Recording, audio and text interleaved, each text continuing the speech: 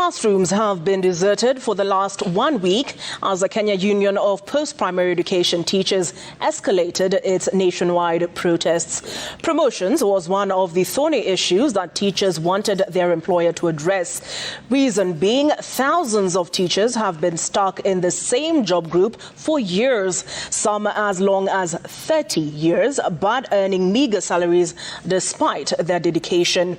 And as Ben Kirui reports, even those who've pursued advanced degrees such as masters find themselves stuck in a rut.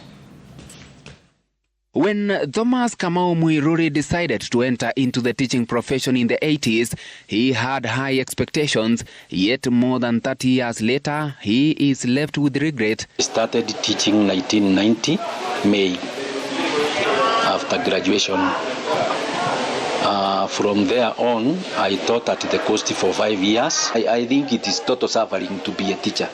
I can say that comfortably, without fear of contradiction. For 34 years, Thomas has remained in the lowest job groups, advancing only one step in rank despite his dedication. I was brought to Wafavajerico High School in September 1994, where I have served to date. From September 1994, we cannot talk of any promotion because by then NAT was agitating for teachers' welfare, and when money was availed, we were given mass promotions.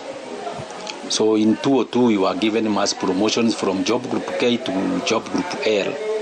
Although he has applied for promotions and been shortlisted for interviews by the Teacher Service Commission TSC multiple times, he has never been selected, despite his academic qualifications and numerous accolades. We went many interviews, I went for interviews all through, which were never fruitful. We were never promoted at all. So 2010, I went for an interview when I was doing my final exam in Masters around April. And even that interview, I was never promoted.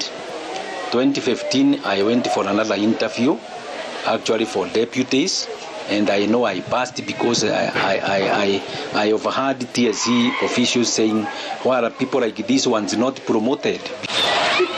Lawrence Maraganga is another teacher stuck in the same job group despite his qualifications. I started working in the year 2002 September. The last interview I did was this year, which was done in this February. And when the results were out, I found that I had not been promoted. We have teachers who have stagnated in this other job group, which is C4 for 15 years, that is M. We have those ones who are in D1 for the last 9 years, that is N.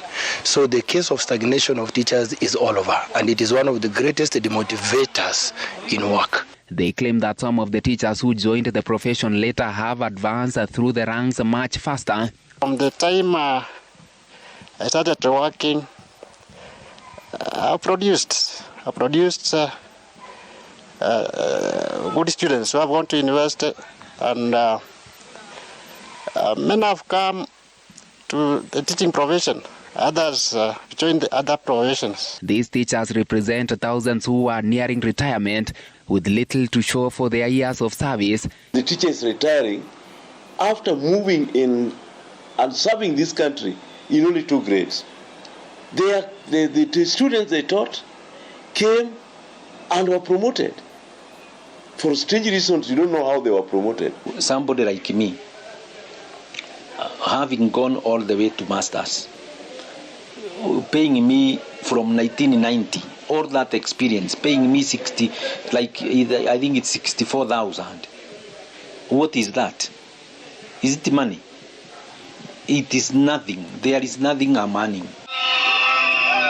It is a situation that has driven many teachers to boycott work and engage in persistent protest to demand their rights. The teachers have a number of grievances, but the issue of promotions appears to be the elephant in the room that is driving teachers away from the classrooms. These long-standing concerns have yet to be effectively addressed.